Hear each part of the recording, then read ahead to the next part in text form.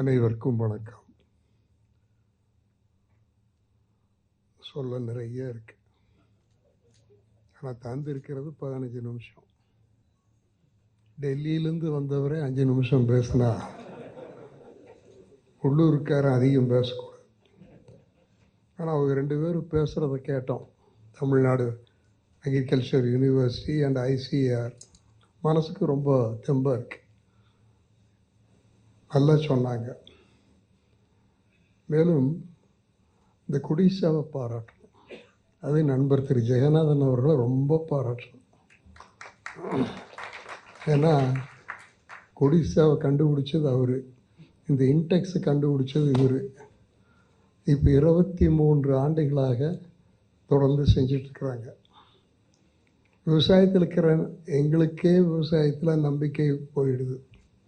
ஆனால் உங்களுக்கு இவ்வளவு நம்பிக்கை இருக்குது கொடிசாக்காரருக்கு.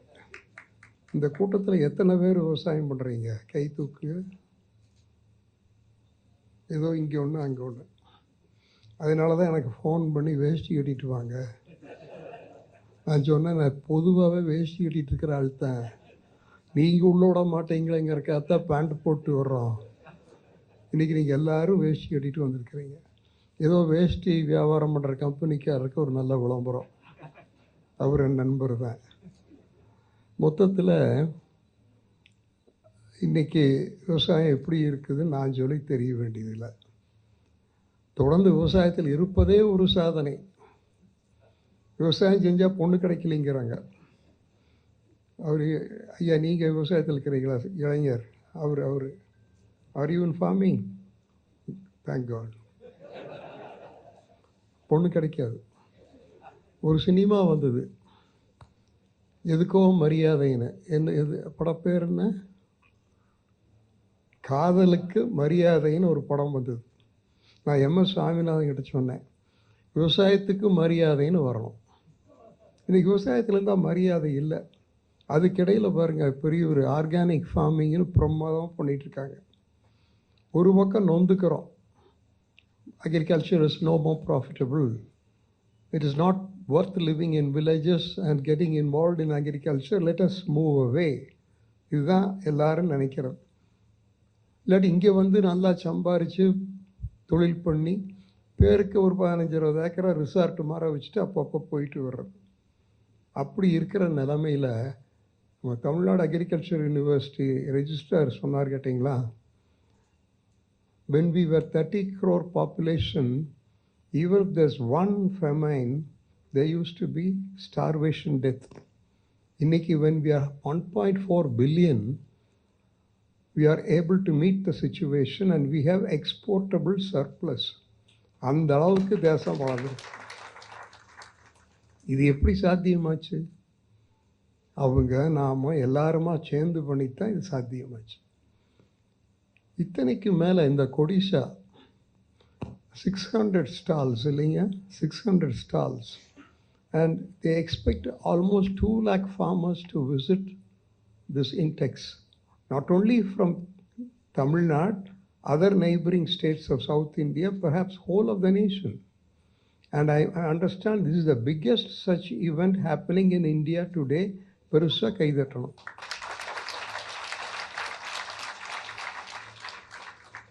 இதெல்லாம் கேட்கையில் மனசுக்கு ரொம்ப சந்தோஷம். நம்ம பிரசிடெண்ட் கார்த்திகேயன் அவர்களுக்கும் சேர்மன் ஸ்ரீஹரிக்கு எவ்வளவு பாராட்டி சொன்னாலும் போகாது. அது இந்த சேர்மன் வேலை இருக்குதே ரொம்ப கஷ்டம். எங்கிட்ட என்ன சொன்னார் தெரியுங்களா, 20 கல்யாணம் பண்ணி முடிச்சிடலாம், இந்த ஒரு இன்டெக்ஸ் நடத்துறது அதை விட சிரமம்னார். அடுத்த வருஷத்துக்கு யாருங்க இவரா இருக்கு? நீங்கள் பரவாயில்ல, ஒரு பெரிய சேவைன்னு சொல்லணும். நாங்களெல்லாம் இந்த பொறுப்புலாம் இருந்திருக்கிறோம். இட்ஸ் நாட் ஈஸி இல்லைங்களா? இன்றைக்கி கோயம்புத்தூருக்கே பெருமை சேர்த்துகின்ற ஒரு ஈவெண்ட்டாக உருவாகி இருக்கு. இன்றைக்கி இந்தியாவுடைய கவனம் இந்த இந்த இந்த ஃபேர் மேலே இருக்குது. இத்தனைக்கு இந்த இடம் கண்டுபிடிச்சி பண்ணி கொடுத்தாரே நம்ம ஏவி வரதராஜ் அவர்கள், அவங்களுக்கு ரொம்ப நாம் பாராட்டோம். இப்படி ஒரு காம்ப்ளெக்ஸ் அந்த காலத்தில் ஏற்படுத்தி இருக்கலைன்னா நீங்கள் எங்கே போய் நடத்துறது? யோசிச்சு பாருங்க. இன்றைக்கி இது எத்தனை வருஷம் ஆச்சுங்க இந்த ஒடிஷா வந்து? 25 வருஷம். இந்த 25 வருஷத்தில் இங்கே எவ்வளவு நடந்திருக்கு. எல்லாவற்றுக்கும் மேலாக ஒரு செம்மொழி மகாநாடும் இங்கே நடந்துடுது. அதனால் இங்கே கடனும் போயிடுது இல்லை?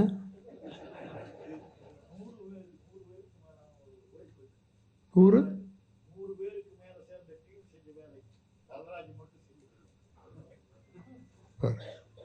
நாங்கள்லாம் அப்படி சொல்ல மாட்டோம். பேருக்கு ஒரு 100 பேர் கூட இருந்தாங்கன்னு சொல்லு. இவர் என்ன சொல்றாரு, 100 பேர் பண்ணாங்க, அதில் ஒன்றா நானும் இருந்தேங்கிறார். அதுதான் பெருந்தர். பொதுவாக எங்களை போல சீஃப் கெஸ்ட் சொல்லுவோம், 2 சொல்லுவோம், நல்லா கேட்டுக்குங்க. India lives in its villages. Agriculture is the backbone of the Indian economy. இது எல்லாரும் சொல்லிடுவோம். ஆனால் அதுபடி இருக்கான்னு அது வேற. இந்தியா வாழ்வது அதனுடைய கிராமங்களில். இந்திய பொருளாதாரத்தின் முதுகெலும்பாக இருப்பது விவசாயம்னு சொல்லுவோம். ஆனால் இந்த 76 வருஷத்தில் பசுமை புரட்சி அது இது நிறைய பண்ணிட்டோம். பாலில் நம்ம குரியன் இதெல்லாம் மறக்க முடியாது. இன்றைக்கி தன்னிறைவு மட்டுமல்ல, ஏற்றுமதி செய்யக்கூடிய அளவுக்கு வந்துட்டோம். ஆனால் இத்தனையும் பண்ணுற அந்த குடியானவன் எப்படி இருக்கான்னு யோசிச்சோமா? அதுக்கு தான் ஃபார்மர்ஸ் கமிஷன் MS சாமிநாதன் கொண்டு வந்தார். நான் உங்களெல்லாம் ஒரு ரிக்வெஸ்ட் பண்ணுறேன், யூடியூப்பில் போய் MS சாமிநாதனுக்கு NDTV ஒரு அவார்டு கொடுத்தது. அது பிரணாப் முகர்ஜி கையிலேருந்து வாங்கிட்டார். அந்த விருதை வாங்கிட்டு MS சாமிநாதன் பேசின பேச்சு யூடியூப்லுக்கு தயவு செய்து கேளுங்க, அவசியம். சும்மா 3 minutes, only 3 minutes. And I had the good fortune to have known him. இந்த டெக்ஸ்டைல் இண்டஸ்ட்ரியில் யாராவது இருக்கீங்களா? எல்லாம் சந்தோஷமாக இருக்கிறனால டெக்ஸ்டைல் இண்டஸ்ட்ரியாக இருக்காது. அதில் காட்டன் டெக்னாலஜி மிஷின் நாம் கொண்டு வந்தோம். நான் ICMF சேர்மனாக இருக்கையில் தான் கொண்டு வந்தாங்க. அதுக்கு MS சாமிநாதன் தான் கூட இருந்தார். MS சாமிநாதன் எனக்கு அறிமுகப்படுத்தி வச்சது பாரத் ரத்னா திரு C. சுப்பிரமணியம் அவர்கள். Now today I can happily tell you, we were once a deficit nation in cotton cultivation. Today we have exportable surplus.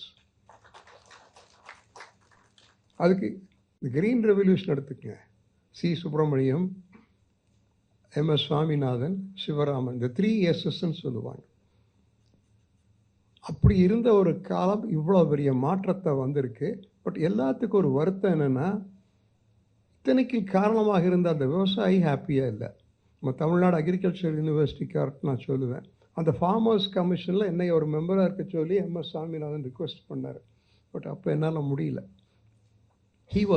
கடைசி வரைக்கும் அந்த கவலை அவருக்கு இருந்தது. உற்பத்தியை அதிகப்படுத்திட்டோம், உற்பத்தி திறனை அதிகப்படுத்திட்டோம், இத்தனைக்கு பின்னணியில் இருக்கிற அந்த குடியானவன் சந்தோஷமாக இல்லை. அப்படி ஒரு நிலைமை இருக்கக்கூடாது. Something has to be done. அதை நாம் நிச்சயமாக அதுக்கு MS சாமிநாதன் என்ன சொல்கிறாருன்னா, குறைபட்டுக்கொள்ளறதுக்கு இந்த தேசத்தில் ஒன்றுமே இல்லை. We have perennial rivers, abundant water resource. We have excellent tropical climate. We have progressive farmers. We have agricultural universities. We have technology. We have everything for the asking, and more than all that, we have a global market. And we have agro industries to support. இத்தனைக்கு பிறகும் what's then ailing the farmer? அதைத்தான் நான் நினைக்கிறேன், நம்ம நடத்துகிற இந்த கருத்தரங்கத்தில் நிச்சயம் அதை ஒன்று இருக்கணும், ஒரு டாப்பிக்காகவே இருக்கணும். விவசாயம் செழிப்பாக இருந்தால் பத்தாது, அதுக்கு பின்னாடி இருக்கிற விவசாயி நல்லா இருக்கானான்னு கேட்கணும். அப்படி இல்லையே இப்போது. அதை நிச்சயமாக நாம் ஒத்துக்கணும். இப்போ நாம் எல்லோரும் கிராமத்தோட தொடர்புடையது தானே. நம்மள யார் கிராமத்தில் இருக்கிற எந்த விவசாயி தன்னுடைய மகன் ஒரு விவசாய காலேஜுக்கு போகணும்னு விரும்புகிறான்னு சொல்லுங்கள். இப்போ இங்கே யூனிவர்சிட்டியில் படிக்கிறவங்க அத்தனை பேர் விவசாயத்துக்கு போக போகிறாங்கங்கிறீங்களா? ஏன் சார், நீங்களே எப்படி இருக்கிறீங்க பாருங்க. நீங்கள் நியாயமாக எங்கள் மாதிரி வரணும், கை தட்டுக்கிறதுக்காக. இவர் தான் ஆக்டிங் VC. அப்போ எப்படி நீங்கள் வரணும், எங்களை மாதிரி வரணும். எங்கள் கஷ்டம் உங்களுக்கு தெரிஞ்சிருக்கோம். இப்போ நாங்கள் 2 காலேஜ் நடத்துகிறோம். 2 விவசாய காலேஜ் நடத்தினா அது சாருக்கு தெரியுமாங்க. என் பேர்லேயே ஒன்று இருக்குது. 250 ஏக்கராவில் ஒரு விவசாய காலேஜ். அது அன்றைய முதல்வருக்கு ஃபோன் பண்ணி பெர்மிஷன் கேட்ட பொழுது நம்ப மாட்டீங்க, அன்னைக்கு சாயங்காலமே பெர்மிஷன் கொடுத்தாங்க. ஆனால் that credit goes to Arutselvar. 250 ஏக்கரால் 250 ஏக்கராவும் river side, excellent soil, we donated to the college. Then other one at Erode. Sir, இன்றைக்கி அந்த 2 காலேஜுமே பெருமையாக சொல்லிக்குவேன், தமிழ்நாடு வேளாண் பல்கலைக்கழகத்துக்கு அடுத்தாற் போல் rated to be the best in Tamil Nadu. So what I'm saying, நம்ம பங்குக்கு நாம தான் செய்யணும். அரசாங்கமே எல்லாம் பார்த்துக்கும் நினைக்கக்கூடாது. இப்போ நீங்கள் பண்ணுறது அற்புதமான ஏற்பாடு. இப்போ நீங்கள் எப்பாவது ஒரு கேள்வி கேட்டீங்கன்னு வைங்க, கொடிசாக்கு விவசாயத்துக்கு என்ன சம்பந்தம்? நாம் நம்ம வேலையை பார்த்துட்டு இருக்க வேண்டியதானே.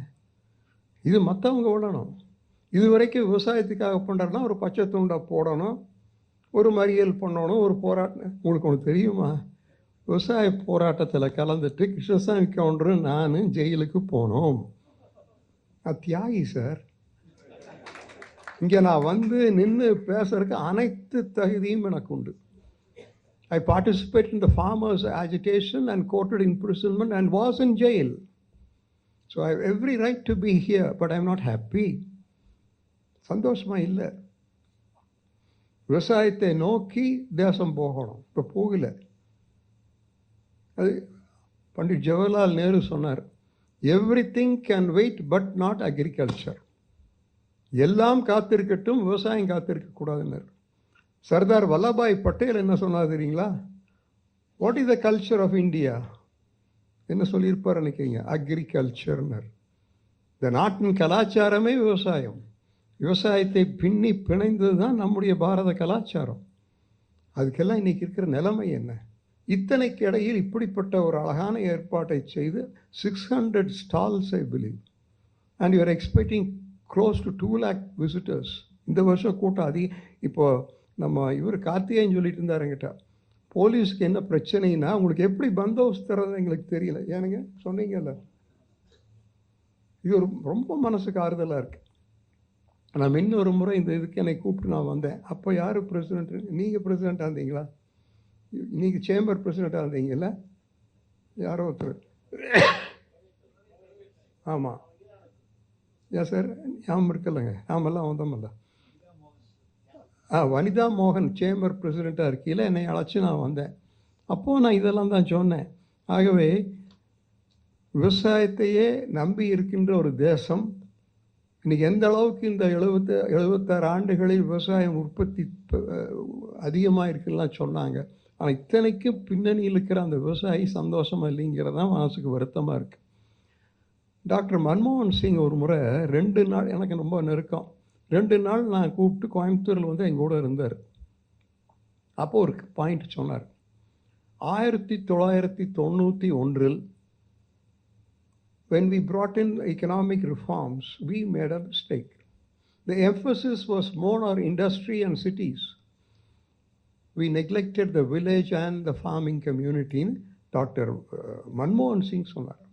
ஆனால் 1980s சைனா எக்கனாமிக் ரிஃபார்ம்ஸ் பண்ண பொழுது முதல்ல emphasis was on agriculture and farming. Then they came to industry and the cities. Today the cities are prospering, industry is doing well, but what is the state of agriculture? அவங்க ஸ்டாட்டிஸ்டிக்ஸ்லாம் நிறையா சொன்னாங்க. ஆனால் யதார்த்த நிலைமை அப்படி இல்லை. Now nobody wants to be in farming and nobody wants to be living in the villages. அதனால தான் இவ்வளோ மைக்ரேஷன். எத்தனை ஃப்ளைஓவர் கட்டினாலும் என்னென்ன பண்ணாலும் பத்த மாட்டேங்குது. ஏன்னா கிராமங்களெல்லாம் படையெடுத்து நகரத்தை நோக்கி வந்தால் எந்த பிளானிங்கும் சரியாக வராது. நம்முடைய கிராமங்களை தன்னிறைவுள்ள ஒரு ஒரு ஒரு இடமா ஆக்கணும். விவசாயத்தை அப்படி ஆக்கணும். ஏன்னா இன்னைக்கு விவசாயத்தில் இருக்கிறவங்க கஷ்டம் கொஞ்சம் நஞ்சம். ஐயா இன்னொன்று சொல்லிக்கிறேன். 70 ஆண்டுகள் பழமை வாய்ந்த ஒரு ஆர்ட்ஸ் காலேஜ் நாங்கள் வச்சுருக்கிறோம் பொள்ளாச்சியில். நம்ம நண்பர் சகோதரர் பெரியவர் ஏவி அவர்கள் அங்கே வந்து பேசியிருக்கார். 70 ஆண்டுங்க, 6000 பேர் படிக்கிறாங்க. அங்கே நாங்கள் ஒரு பாடத்திட்டம் வச்சுருக்கிறோம். To you sir, to you acting VC and to a friend in an arts college, sir, we have a certificate course on farming and it is compulsory for all the 6,000 students. We know for certain they are not going to go to farming. அவங்க யாரும் farming போகிறதில்ல. அவன் நம்ம கல்லூரிக்கு வர்றதே பிளேஸ்மெண்ட்டை நம்பித்தான். அதான் நான் சொல்லுவேன், ஒரு கல்லூரியில் சேர்மனை தெரிய வேண்டியதில்லை, பிரின்ஸிபாலை தெரிய வேண்டியதில்லை, பிளேஸ்மெண்ட் ஆஃபீஸர் யாருன்னு தெரிஞ்சுக்கணும். அவன் அறிவை தேடி கல்லூரிக்கு வரல, வேலை தேடி கல்லூரிக்கு வர்றான். உண்டா இல்லைங்களா? ஐயா, உங்கள் காலமெல்லாம் வேற, இன்றைக்கெல்லாம் ரொம்ப மாறி போச்சு. அப்படிப்பட்ட ஒரு சூழ்நிலையில் அப்படி ஒரு கோர்ஸ் வச்சுருக்குறோம். அது காப்பி இருக்கா?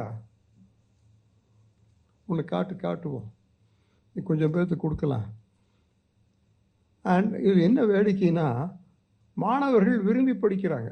இது ஒரு சர்டிஃபிகேட், ஒரு தனியாகவே ஒரு சர்டிஃபிகேட் கோர்ஸ் ஏற்படுத்தி அதுக்குன்னு ஒரு time table, text book, faculty போட்டு முறையாக பாடமாக நடத்துகிறோம்.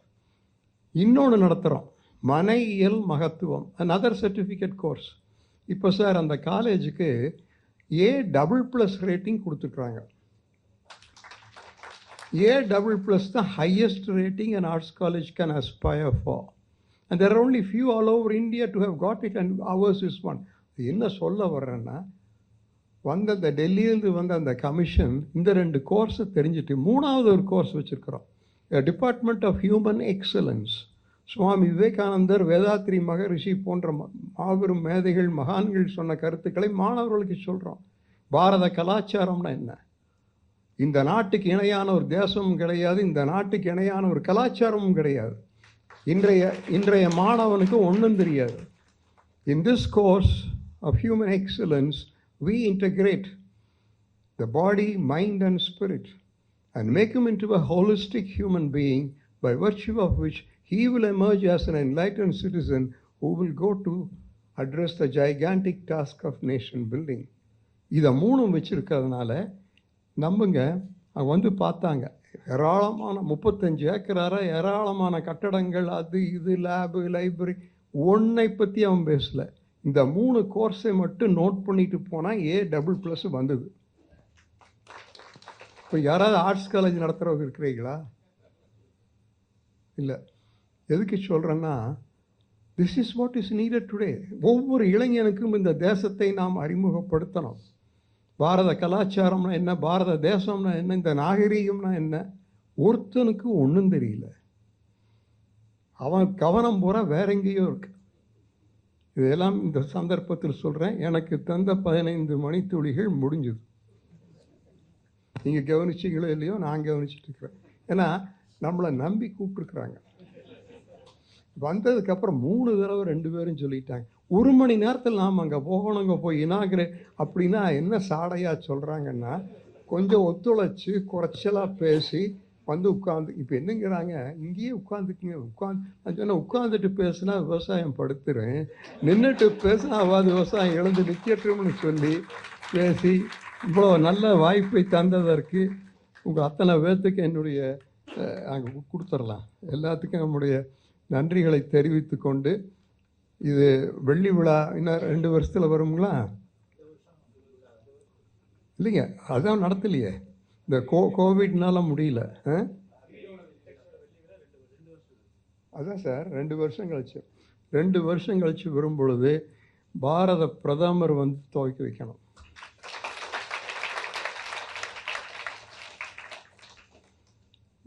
தமிழக முதல்வர் வந்து மலரை வெளியிடணும். கவர்னர் ஒரு வாழ்த்து அனுப்பிச்சா போதும், அந்த ஆள் வராமல் தான் நல்லது.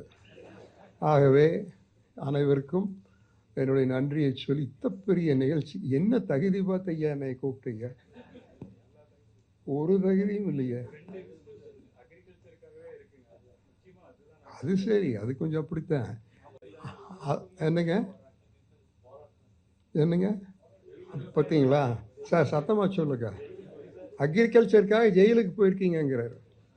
இன்னொருக்கா போக வேண்டியது இருந்தால் எத்தனை பேர் வருவீங்க? கை தூக்குங்க பாருங்க, அங்கே 2 ஒருத்தர் கை தூக்குறாங்க. You are in farming, is it? That's why you lifted the hands. Thank you very much.